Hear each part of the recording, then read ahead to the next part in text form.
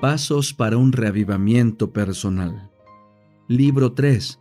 40 días de crecimiento espiritual. Día 12. Dios planea magníficamente y a largo plazo. Dios no nos pide que hagamos con nuestra fuerza la obra que nos espera. Él ha provisto ayuda divina. Da el Espíritu Santo para ayudarnos en toda dificultad. Joyas de los Testimonios, tomo 3, página 209. Ya que Dios conoce el futuro y a cada persona extremadamente bien, Él también sabe cómo puede usarnos de manera óptima, para lograr lo mejor para nosotros y para el reino de Dios. En Juan 7, 37 al 39 leemos: Si alguien tiene sed, venga a mí y beba. El que cree en mí, como dice la Escritura, aquí está hablando de la primera obra en nuestra vida, de su interior brotarán ríos de agua viva. Esto dijo del Espíritu. Esto tiene que ver con el segundo trabajo, que Dios quiere hacer a través de nosotros. Este texto bíblico significa lo siguiente: si diariamente saciamos nuestra sed y deseo con Jesús, entonces no solo tendremos suficiente agua viva para nosotros, sino que el Señor hará de esta agua viva en nosotros un manantial, una multiplicación, para que los ríos de agua viva puedan fluir de nosotros a otros. Esta es una promesa maravillosa. Las tareas que Dios nos ha confiado determinan hasta qué punto podemos influir en nuestro entorno. Ya que nadie vive para sí mismo, nuestros actos no solo nos afectan a nosotros mismos, sino también a nuestro entorno.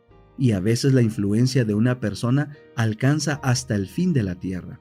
Dios quiere y puede hacer grandes cosas a través de nosotros si cultivamos una relación íntima con Él. A todo aquel que se ofrece al Señor para servir, sin tener nada, se le concede poder para alcanzar resultados sin medida. Testimonios para la Iglesia, tomo 7, página 32. Quien quiera que haga esto, tiene la promesa en Juan 14, 12. De cierto os digo, el que cree en mí, las obras que yo hago, él también las hará, y aún mayores hará, porque yo voy al Padre. La expresión obras mayores significa aquí expansión espacial. ¿Por qué seremos capaces de hacer obras mayores que las de Cristo? La explicación de Jesús fue: porque voy a mi Padre. ¿Qué quiso decir con eso? Después de su ascensión, recibió todo el poder en el cielo y la tierra una vez más, y cuando Jesús vive en mi corazón a través del Espíritu Santo, entonces puede lograr estas grandes obras a través de mí. Echemos otro vistazo a Nehemías, quien fue un ejemplo bíblico positivo. ¿La reconstrucción de los muros de Jerusalén fue idea de Nehemías? ¿Qué motivó a Nehemías, quien no era un experto en construcción, a reconstruir las murallas de la ciudad de Jerusalén, aunque estaba lejos en Persia y tenía una gran disposición?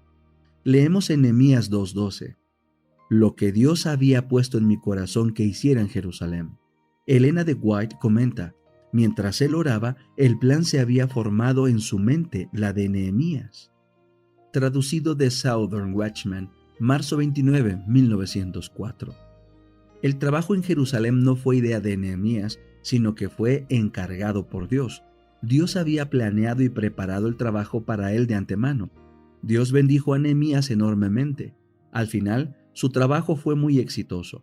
Nehemías experimentó lo que Elena G. de White escribió en Joyas de los Testimonios, volumen 3, página 341.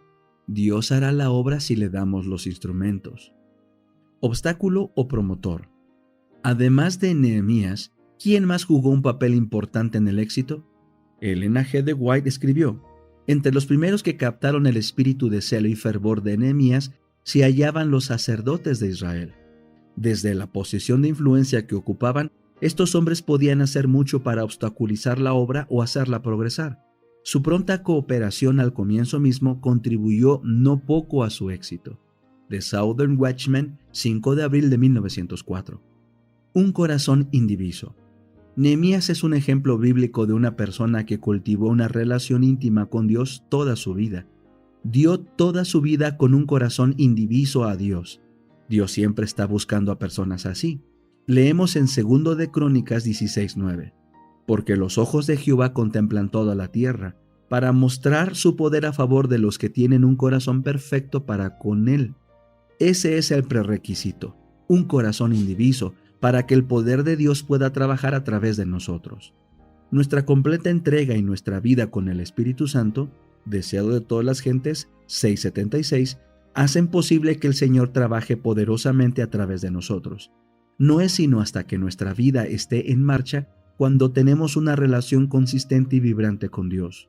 Nos confiará el trabajo que ha preparado. Solo en la base de la primera obra viviente puede la segunda obra, una obra de Dios, ser construida. Si la nueva vida, Juan 3:1-17, no ha comenzado todavía o deja de existir, entonces nuestro trabajo se hace solo en la fuerza humana, acompañada de todas las limitaciones y problemas humanos. Otro ejemplo, el rey Asa. Durante la mayor parte de su vida, Asa confió en Dios y siguió su dirección, pero hacia el final de su vida siguió su propio camino. Lo demostró, por ejemplo, cuando le pidió al rey asirio Ben-Hadad ayuda militar en lugar de pedirle a Dios. Cuando Dios envió al vidente Hanani a decirle a Asa las consecuencias negativas de sus acciones necias, el rey se enfadó tanto que lo metió en la cárcel. De la misma manera, 3 años después, cuando Asa se enfermó, no fue a Dios, sino que confió en sus médicos. Como Asa se negó a permitir que el Espíritu de Dios le guiara, Dios le retiró su ayuda. Si lo pensamos, Asa fue un rey fiel durante 35 años y tuvo experiencias extraordinarias con Dios. Y aún así, los últimos 6 años de su vida, él era un seguidor de Dios cuestionable. Solamente podemos orar: Señor, ayúdame a permanecer fiel a tus caminos hasta el final de mi vida. Ver 1 de Reyes 15:8-24 y 2 de Crónicas 14-16. La Biblia dice lo siguiente acerca de Satanás, el cual engaña al mundo entero. Apocalipsis 12:9. El apóstol Pablo nos dice: así que el que piensa estar firme, mire que no caiga. 1 Corintios 10:12. Queremos ver otro ejemplo, esta vez de la historia adventista, para nuestra protección y como una advertencia. ¿Qué efecto tiene en el trabajo de Dios y cuando paso a paso me desvío de la fe y sin embargo permanezco en el servicio? Tal vez podamos preguntarnos ahora: ¿es posible que alguien que trabaja para Dios no sea guiado no más por su espíritu? El doctor John Harvey Kellogg fue un médico muy talentoso y una personalidad prominente en nuestra iglesia y en los Estados Unidos.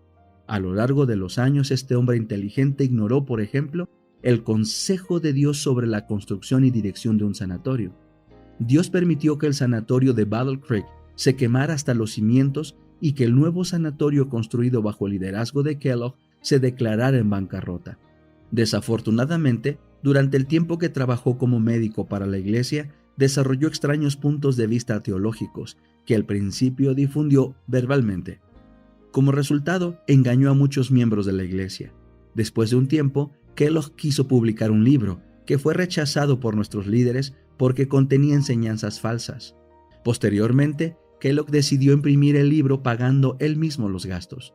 Le entregó a nuestra casa publicadora, la Review and Herald, misma que por algún tiempo también había estado imprimiendo para personas ajenas al adventismo un pedido de 5,000 copias. La editorial estuvo de acuerdo. Dios intervino directamente y dejó que la casa publicadora fuera destruida por un horrible incendio. Como consecuencia, Kellogg envió su manuscrito a una editorial externa para ser impreso. Solo la eternidad mostrará cuánto daño hizo Kellogg al trabajo de Dios, especialmente entre los jóvenes, hasta que finalmente dejó la iglesia por su propia voluntad. En ese caso, ni siquiera necesitamos preguntar si trabajó para Dios con sus propias fuerzas o si Dios fue capaz de trabajar a través de él.